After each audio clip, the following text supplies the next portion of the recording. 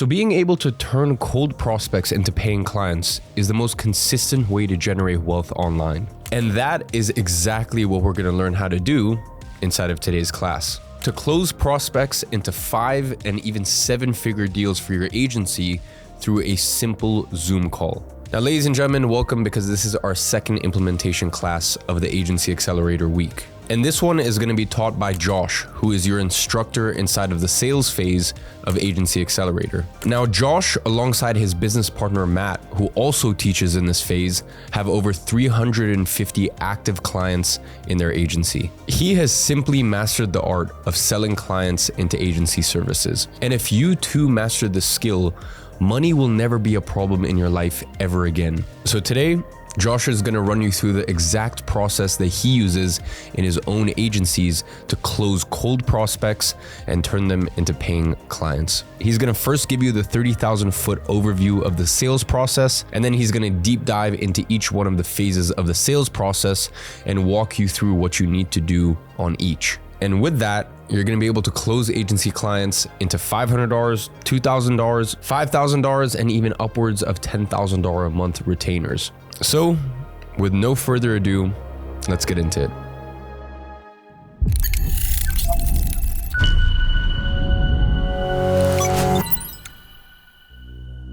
Hello everyone. Welcome to our next module, a brief overview of the full sales process. Now that we've gone through the full sales process in depth, I really want to give you a brief overview of everything we covered to give you a different perspective and try to simplify everything for you. This simple framework was actually made by the sales savage, Elias Castaneda, and I look forward to sharing it with you.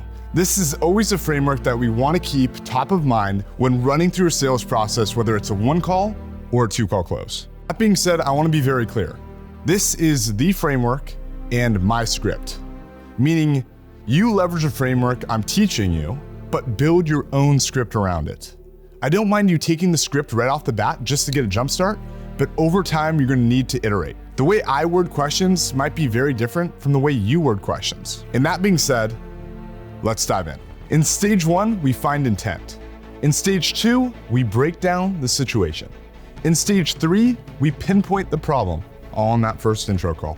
Stage 4, we exhaust solutions. In stage 5, we explore desires. In stage 6, we uncover consequences. And in stage 7, we pitch. Just to break down each step briefly here, in stage 1, the beginning of the intro call, we always want to find the intent of the prospect and figure out why they scheduled a call. After this, on the intro call, we break down the situation, meaning we get clarity on exactly what they're doing now in the business. Then that leads us to pinpoint the problem and gives us a chance to probe on that problem, making it very clear to the prospect and get them to tell themselves what they're struggling with. After this, we obviously tie down on the intro call to ensure the prospect shows up to the demo call with all partners. Now, we're on to the demo call. We want to redo stage 3 to bring that pain top of mind and reprobe. In stage 4, we exhaust all solutions. Remember, ideal buying criteria. We seek to understand what they've tried in the past to get their ideal buying criteria. Also can pre-handle the burnt objection. In stage 5, we look to explore their desires. This is a goal stage of the demo, where we not only get their financial goals, but more importantly, get their personal and emotional goals. In between stage 5 and 6, we bring them to reality. Remember, it's very important to ask them how far they are from their goals currently. We need to build that gap. The issue I see with a lot of salespeople is they try to rip them from their goals, euphoria, all the way down to ramifications immediately.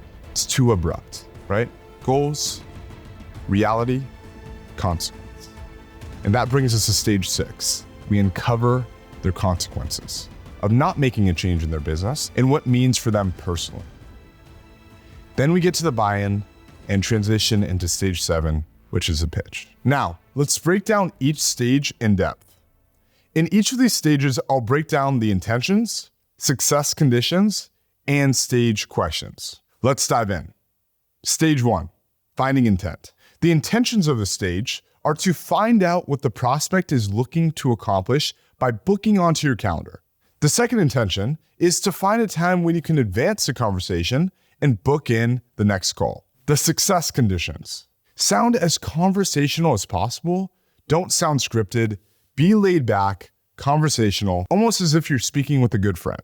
Another success condition is when you're calling a lead that hasn't booked an intro call yet, they just opted into your funnel, then we're gonna have to start the conversation with a clear intention to get an advancement in the sales process. An example would be, and by the way, this isn't just for an opt-in, it could be a cold call as well. So an example would be finding out when they have 5 to 10 minutes to speak with you to conduct the intro call. Another success condition is when we're calling for a pre-scheduled intro call on the calendar, then we're going to set a neutral frame where we find out what they're doing now in regards to what you're helping them with and what they might have tried in the past and what they might be looking for just to see if you can help.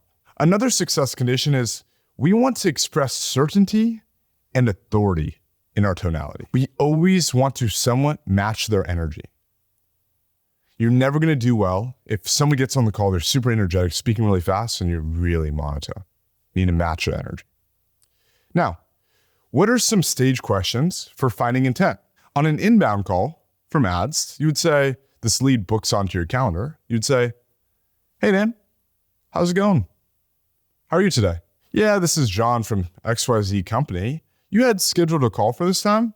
You still have a quick 10 minutes for a call here today? Prospect answers. Cool. So for these first calls, we typically find out what you're doing now in regards to getting new appointments, clients, deals each month, and maybe explore what you've been trying in the past and also find out what you might be looking for just to see if we can help. And then from there, if it makes sense, we can set up a call on Zoom to walk you through our system. That sound good to you? Well, it looks like you actually responded to our email or ad or our DM, right? You want to choose one, whichever one they respond to. I guess anything in particular that made you want to book the call here today? If they give a really vague answer, you want to say, okay, that makes sense, man. But what were you maybe hoping the outcome would be from booking into my calendar today? If it's still a really vague answer, you want to say, okay, sure. Well, in that case, would you mind sharing with me what you're doing now in regards to XYZ, what you've done in the past, and also what you might be looking for, just so I can see if we can even help in the first place? Finding intent. That's for an inbound call. I'm about to transition to an outbound call and handling gatekeepers. Before I do that, I want to make it very clear. And you might be thinking, Josh, why did the script change when you're going over your intro script to this overview?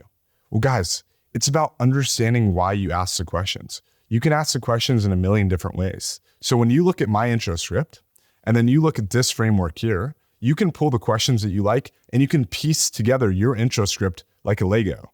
You just need to understand that we're trying to find intent of the prospect, and you can craft the questions from there because we've given you so many questions to choose from already. I really want to do this for you guys because I think it gives you perspective. If I gave you just one script, you would just stick to that script and only ask those questions, but you never truly understand why you're asking them. Now, for an outbound call, like a cold call, you need to learn how to handle gatekeepers. So an example of this would be you're calling a dental office and the front desk lady picks up. Now, this would be a quick script for an outbound, specifically if you send an outbound email or possibly an outbound DM. You're gonna start the conversation by saying, hey, Naeem, not sure if you can help me with this or not. I actually had an email or a DM come from XYZ account or username. Would you be the best person to speak with about bringing in some new patients? Or does someone else in the back office handle that? If they're a gatekeeper, they'll say, yeah, the business owner handles all of that. They're not in right now. I can take your information and have them email you. Then you can say, okay, sounds good. What's the best number to contact XYZ decision maker at? If they don't want to give it to you, you want to give them your best callback number, name, and email, and ask them. And I guess just wondering here, would they usually be in the office towards the earlier parts of the days, or are they usually freed up towards the evening? Just by asking that one question, they'll tell you can then follow up at the time they mentioned they'll be free at.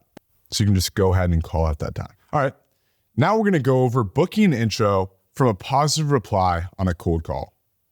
We want to get an advancement in the sales process and ask them if they'd be available for a quick 5 to 10 minute call if not available on that specific call. All right, so how do you conduct a conversation with someone that replies to your DM or a cold email and you actually get the decision maker on the call? Well, just remember, we want to get an advancement in the sales process and ask them if they're available now or if they'd be available for a quick 5 to 10 minute call, or ask them when they would be available for a quick 5 to 10 minute call. Hey, name, how's it going? How are you today? Prospect answers.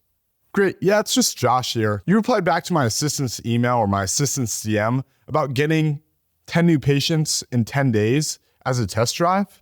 Insert offer, right? I was just calling to see when you'd have 5 or 10 minutes later today or this week to ask a few questions here, just to see if a potential partnership would make sense. Okay, I got tomorrow at 2 p.m. They say something like that. Okay, perfect. And what would be the best email to send that calendar invite to?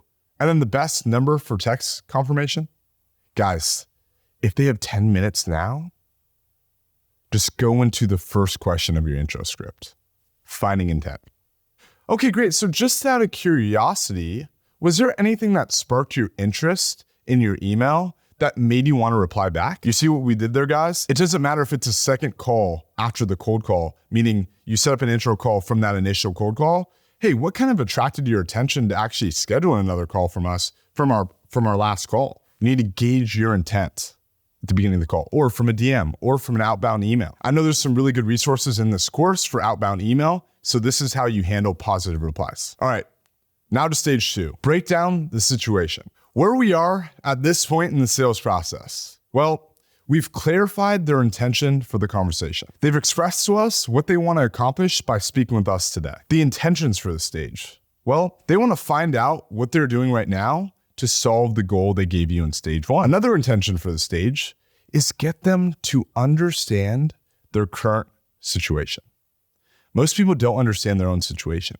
They don't think about it enough. Nobody asks them the right questions. That's where you're so needed as a salesperson. Success conditions of the stage. Think about these questions as quick, rapid-fire questions. We don't want to take too long asking situational questions. We also don't want to dive too deep into the problems in the stage. We just want to get some preliminary information. Number 3 is we don't want to come across like we're interrogating the prospect. Imagine if you're speaking to a billionaire at a networking event. You want to use genuine, curious tone. How long could you go before they actually walk away? It should not be an interrogation. Only ask 3 to 4 of these types of questions so it doesn't sound like you're absolutely grilling them.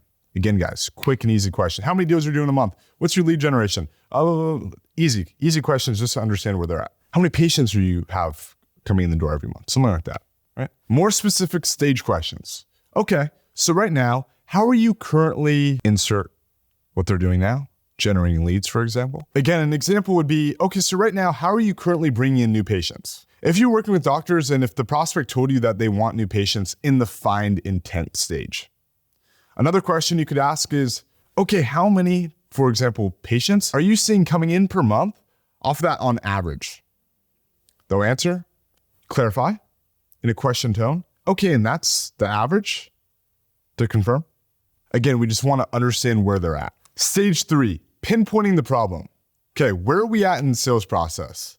The prospect has told us a rough idea of where they're at and the intention for the call.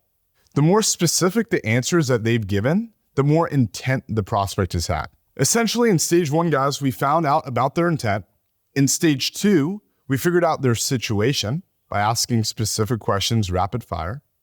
And now we're on to stage 3, which is finding the pain, which is the most important. The intentions for the stage, like I just mentioned, are uncovering the surface level problem and then uncovering the underlying problem. Another really good way to probe here is finding 2 or 3 areas of their business or life that have been impacted by these problems. Some success conditions in this stage would be understanding that we can't sell them a $1,000 to $10,000 solution if they don't have a problem. Another success condition would be finding the gap, aka the difference between where they are right now and the pain that's not allowing them to get where they want to go. The third success condition in this stage is finding the true under the surface problem, not just the surface level one.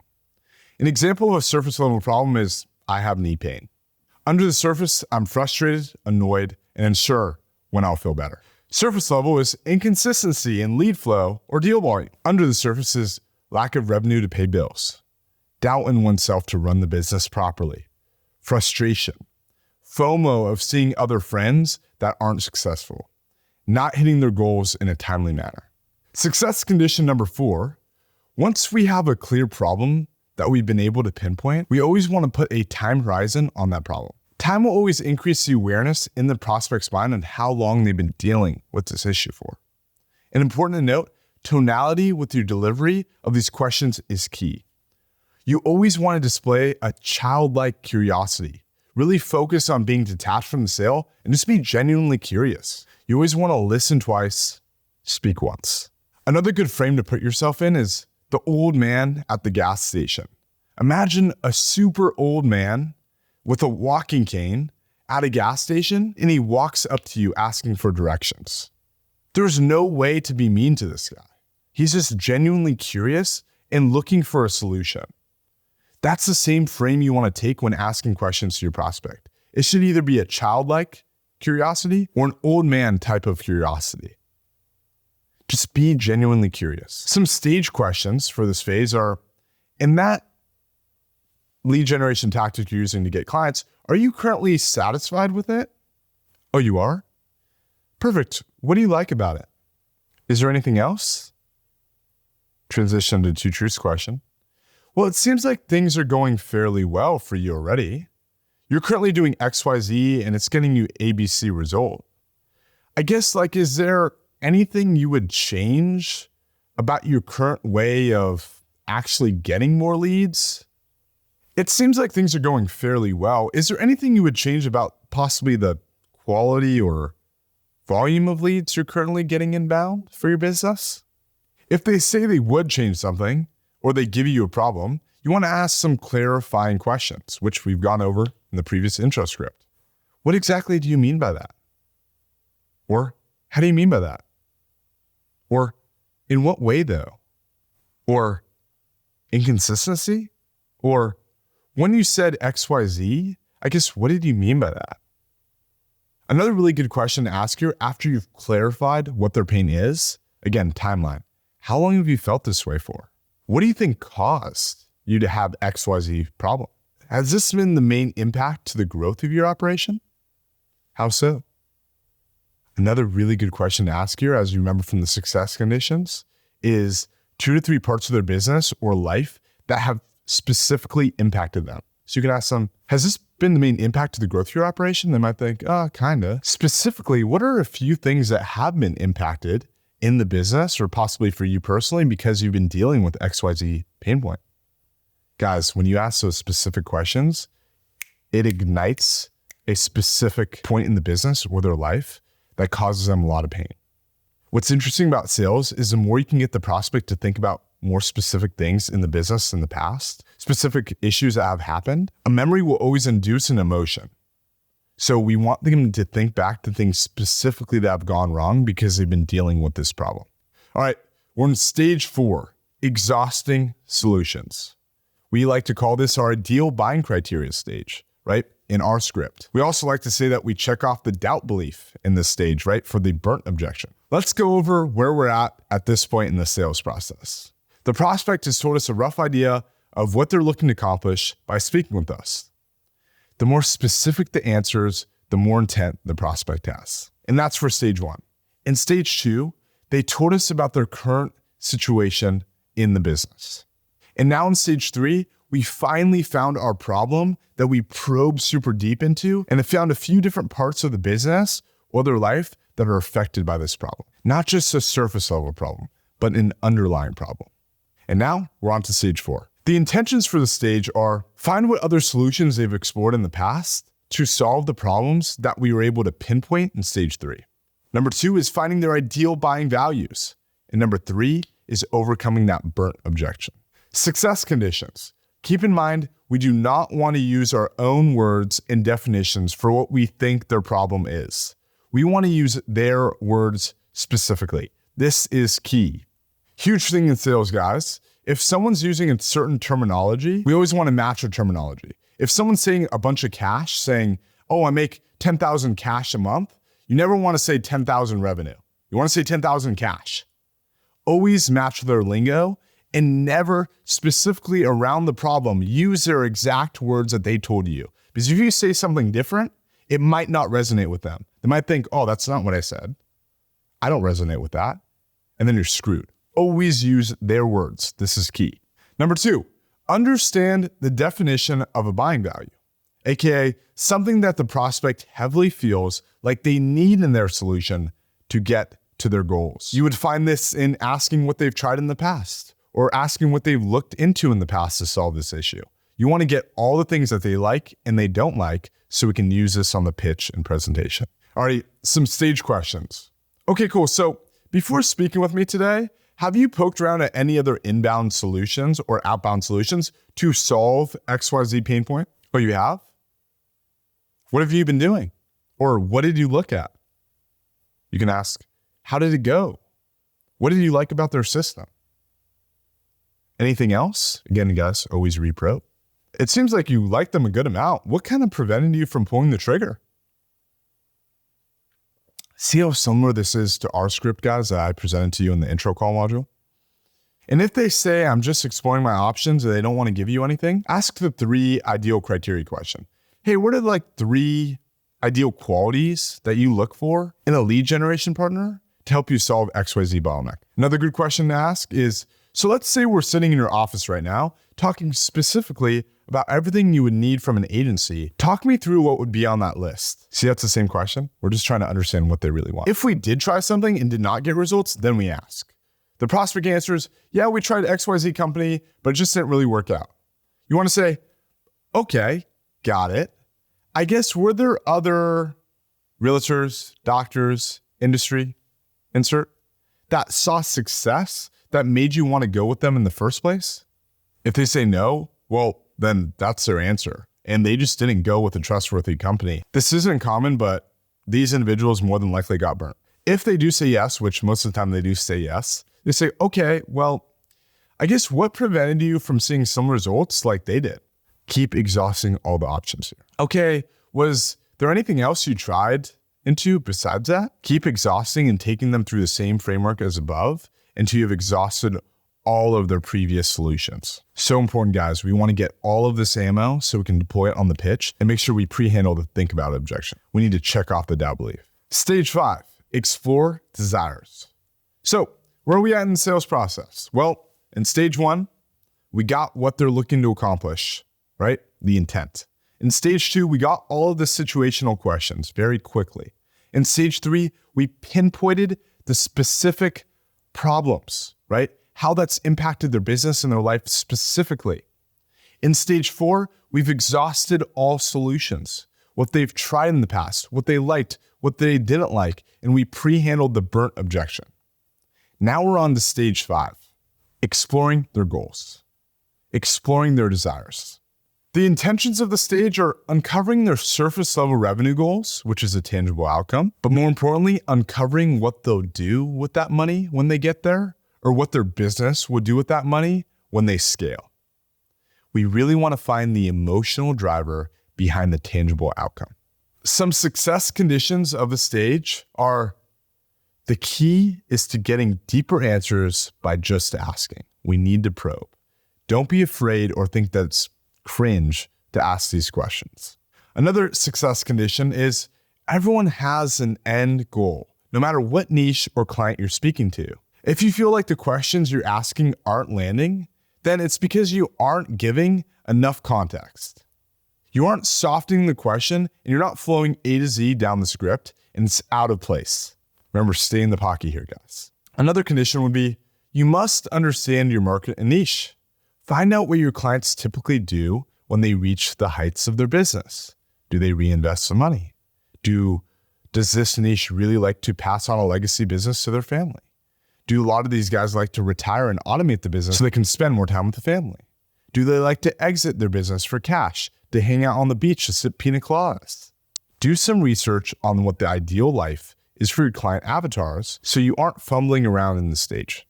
Remember, guys, we need to get euphoria here. We need to get their personal goals. Emotions are key. A good question one to ask is, so if there was a way to help out solving XYZ pain point, I guess in your ideal world, where would you guys like to take things in terms of monthly revenue? If the goal seems like too achievable and they're about to hit it, say, okay, got it. And to me, it sounds like hitting XYZ revenue goal is fairly achievable for you guys. I guess after hitting that though, what's a long-term goal?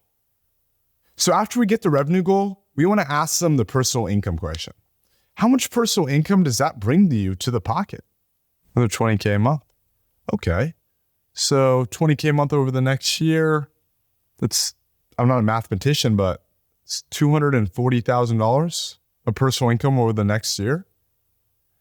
What does that do for you more personally? If they're giving you kickback, just so I can understand here, like everyone wants to reinvest back into their business and scale their business that way, but what's kind of your driving North Star here? They're still giving you kickback, tactical vulnerability. Open up about yourself and your personal goals, and then ask them double down again. You guys know how to do this. We went over it in the demo call module. Also, worst comes worst, you can always feed them. You can always say something like, well, when I speak with other clients, they like to build a legacy business for their family, or they want to exit this operation so they can go travel with their wife, or they want to continue building their operation so they can retire the family and make sure that they go on the different trips that they want to go on. So what's kind of the guiding North Star for you guys? You can feed them a little bit if you need to. Guys, don't feed if you don't have to. Stage 6, uncovering consequences. So where are we at this point in the sales process? So the prospect has told us a rough idea of what they're looking to accomplish by speaking with us, right? The intent. In stage 2, they've given us all their situational questions. In stage 3, we've pinpointed their pain specifically and really dug deep. In stage 4, we've exhausted all solutions, figuring out what they've liked in the past, what they haven't liked in the past, getting all their ideal criteria, overcoming the burnt objection. In stage 5, we dove deep into their desires and what their ideal state looks like if they're able to fix this bottleneck in their business. We got them as emotional as possible. In between stage 5 and 6, we brought them back to reality, which we like to talk about in our demo call module. And now for stage 6, uncovering consequences. Intentions for this stage: explore the consequences of them not hitting their goals so that the pain associated with those consequences is far greater than just paying you the money for your service. Some success conditions for the stage: 1, we want to use either tactical vulnerability or analogies to give context before going into some deeper answers. We spoke about how to use tactical vulnerability and also even use an analogy like the little kid in the ice cream truck that we spoke about earlier. A big thing to keep in mind is that we don't want to immediately take someone from desire all the way to consequence. We need to ease them down by getting them to admit that with what they have in place now, they won't be able to hit their goals. Number 3 is we want to find answers that pull the prospect into committing to a change now in their business, instead of pushing it down for 3 to 6 to 12 months down the road. Some stage questions we ask are, okay, and so being as realistic as possible here, I'm just curious, with the channels you guys have in place, how long do you feel like it would take to get to the ideal goal that they mentioned, right? Reality question. The prospect answers, ask them, do you mind if I ask you more of a personal question? Then you could ask, what if you don't? They say, what do you mean? Give you a bad answer. What if you aren't able to scale to XYZ revenue mark, but more importantly, achieve XYZ emotional driver? Again, concerned, genuine tone. Guys, if they give you pushback here, we want to open up and use tactical vulnerability, right? Remember, in the analogy, there's 2 sides to every coin. The side that we're running towards and the side that we're running away from. I find that in my own life, that I'm more motivated by what I'm running away from rather than what I'm running towards. So for example, for me, I really want to scale to 50K a month of personal income, but that's not what gets me up in the morning, gets me to do the shit that I really don't want to do. I know that getting to 50K a month allows me to take over my mom's mortgage and send her on the trip to the Galapagos. But what's crazy is that it's not paying my mom's mortgage and sending her to the Galapagos that gets me going. It's the risk of not being able to do that for her. It's me thinking in my mind at the end of 2025, if I have to sit down at the dinner table and look my mom in the eyes and say, hey mom, I'm not gonna be able to cover your mortgage. I'm not going to be able to send you on that trip you've been wanting to go on. That's what would kill me, man. And that's what gets me going every single morning to do the stuff that I don't really want to do. So for you personally, let's explore failure for a second. What does that look like for you? Stay in the pocket here. Again, you guys know how to probe on this. Are you willing to settle for that? Why not? Another really good question to ask here is, it sounds like you've put a lot of thought into this. Was there a stack of events that led you to realize that you might maybe need some outside help with XYZ? Or was there one specific moment where you just drew your foot in the sand and said, you know what, I really should get help with solving this now? What was it that sparked it? Guys, you see how specific that was? I'm going to say that one more time. Or was there a specific moment where you just drew your foot in the sand and said, you know what, I really should get help with solving this now? What was it that sparked that? This is going to get them to think of a memory, which is going to spark emotion. Then you want to go for the buy-in. So to me, it sounds like it's time for a change possibly, to get into the right systems that will allow you to fix XYZ bottleneck so that you can be in the best spot possible to actually get to insert goal they mentioned. Let them answer. A good answer here is yeah, 100%. Then you want to say, okay, got it. Well, based off of what you've shared here, what we're doing could definitely work for you. If you're open to it, from here I can walk you through what we do. I'm sure you have some questions, and we can see if it's everything you need on your end. Sound good? Stage 7, the pitch.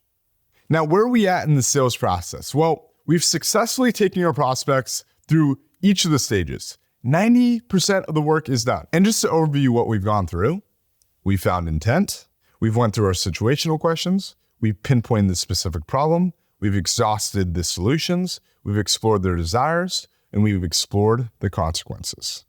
The intentions for the stage are use all of their ideal buying criteria that they told us about what they like and don't like about other providers to build up trust in the prospect's mind that we're the right solution. Take them through each of our pillars, where we'll be bridging the gap from where they are now to where they want to be. Some success conditions of the stage. The closer we get to the end of the presentation, the more brevity we want to have. For example, towards the end, if the prospect asks me a question, I want to explain it in as few words as possible. And the reason why I do that is because I don't want them to give them more things to think about or complicate their decision-making process. Also, at the end of each filler, we want to ask for their buy-in. Examples of asking for their buy-in are you with me on that? Did I explain that correctly? Does that make sense to you? What questions would you might have on that? Do you see how this is different than what you've tried in the past? Some stage statements you can use are, a lot of dental marketing agencies out there are doing a phenomenal job of gaining presence online for their clients, but what we really focus on is the end metric. We want cash deals bought, and that's what we only care about. If you have no testimonials, no worries. You can say, I started in this niche because of my background. I saw a lot of dentists being underserved with the amount of leads that other agencies were getting them. We hear it a lot. Agencies that get inconsistent leads, not the right types of leads, ask you to pay these high retainers and then get you nothing. We've spent months asking ourselves how we can make those processes different. And then we came up with the following. Go into the rest of your pillar. And to build trust, a lot of what you're saying earlier was ringing bells in my ears because we actually had a client that was in a similar position to where you are now. They were doing, insert what the new prospect is doing, in other channels and just couldn't seem to get any action. We worked on our 3-pillar process to get them more patients, but more importantly, get them the right type of patients that convert. And now they've scaled the revenue 4x in the last 6 months. And now they're getting patient leads in their system every month that are highly qualified, that are ready to convert, rather than trying to chase them down. So guys, I'm not gonna go too deep on the pitch here because we just did this on the previous module, but you can go back to that video if needed. But essentially, we have our 3 pillars, right? We have our first pillar, the second pillar, the third pillar. Each pillar is gonna have a really cool name. Then after the really cool name, we're gonna explain what we do, how we do it, and how it benefits the prospect based off what they said in the ideal buying criteria stage on what they liked about previous solutions. We're also gonna future pace them to their goals and explain to them why it benefits them and how it's gonna get them there. Now, another stage question here is you should have a question slide on your demo deck, which we went over in the last module. And before you go into the pricing, you say, if our program was completely for free, moving all the financials aside, do you feel like our program is a perfect solution to your XYZ bottleneck in the business? If they say yes, why? Ask them why. Guys, you need to get them to sell themselves back in, because right when you get them to sell themselves back in, you're going to drop the price right after. Super important here. So question slide, ask them if this is a perfect solution, financials aside. They say yes, ask them why, then go into the pitch. Then if they're not 100% yes, then we can objection handle here. This is where we start asking them questions. If they have any questions about the system, what they're fearful about, etc. We never want to move on to price when they're still in that stage of uncertainty. Then you want to ask something like we mentioned in the past, like, where do you want to go from here? Then when you move forward, you're going to send the invoice on the call, make sure that they square it away, get the agreement signed, and then schedule in their call for onboarding. Guys, if you have setters or closers doing this for you, you want to have someone on the team that does an ABR, which is an anti-buyer's remorse call. Meaning right when someone pays, they sign the agreement and they're waiting for the onboarding call. You have another member of the team that calls them up. Hey, John, I'm the ops manager here at XYZ company name. I just want to give you a quick ring and welcome you to the family. Oh yeah, nice to meet you, John.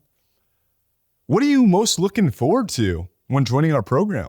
Oh, why is that important to you? Ah, very good. And just ask them what they're most excited about. This is what we call the ABR. It saves us a bunch of deals because people can get cold feet between the time that they pay you and the onboarding call. So if you have a bigger team, you always want to do that anti-buyer's remorse. That being said, everyone, we're now wrapping up our overview of the sales process. I hope this was helpful. I know a bit of the scripting was different than the scripting that we presented to you in the intro and demo call stage, but this was done on purpose. I wanted to give you guys perspective. If I give you one script, you're going to only follow that script and you're not going to understand the reason of asking the questions. Again, guys, we have the intent stage, the situation stage, the problem stage, the exhausting solution stage, the exploring desires stage, and the uncovering consequences stage, and then the pitch stage. You need to understand why we're asking these questions because you can ask them in a million different ways. So I hope this has provided you guys some good perspective. Some action steps for this module. I want you to take out your notebook after you watch this video and try to write out all the stages without cheating. It's super important for you guys. You need to test yourself. You need to understand why you're asking the questions and what you're trying to get out of the prospect before you actually go onto the call. So what I want you to do is take out your notebook, write down each stage and some of the success conditions of each stage off the top of your mind. If you can't remember it, go back to the video, write them all down, and test yourself on it tomorrow. In the next module, we're gonna put everything in action. I'm not gonna be reading the script to you guys anymore without a real prospect. I'm actually gonna be role-playing with Matt, and I want him to give me some friction to show you guys how we can handle that friction in the sales process. So I look forward to seeing you in the role play. So now you know exactly what you need to do. Approach potential clients through cold outreach, and then sell those potential clients into 5- and 6-figure deals for your agency. And all you have to do now is put those learnings into practice. Now, this is just the tip of the iceberg of all of the teachings that you get inside of Agency Accelerator. This is the 30-minute overview of a process that is detailed over 13 classes inside the program. And if you've ever tried to do anything online, you know that the devil is in the details. And that's exactly why inside of Agency Accelerator, we go into excruciating detail on what to do and how to do it for each step of the journey. And that's just for the sales phase, by the way. We have 5 other phases and 3 entire bonus programs. And most importantly, something that I haven't really mentioned on the other classes is that inside of Agency Accelerator, you get access to over 10 weekly coaching calls with industry experts. And that is a 60-minute Zoom call where you can ask a question on the exact issues that you're struggling with and get it answered live by an expert in the area. Now we have calls on agency operations, outreach, sales, service delivery, mindset, and much more. And when I say those are expert coaches, I mean it. For example, we have a weekly coaching call with Justin Lalonde just on media buying. Now, Justin is the instructor on the program Ad Architect, and you actually get that as a bonus when buying Agency Accelerator. And he runs a 7-figure paid traffic agency. And we also have John Gabb, who ran a very successful agency for years and now has a 7-figure coaching business that specializes in helping entrepreneurs perform at their highest levels through mindset training. Now, fun fact, both of them started from zero as students of the previous iterations of this very program, Agency Accelerator, and they went on to generate multiple millions online. The bottom line is this program just works.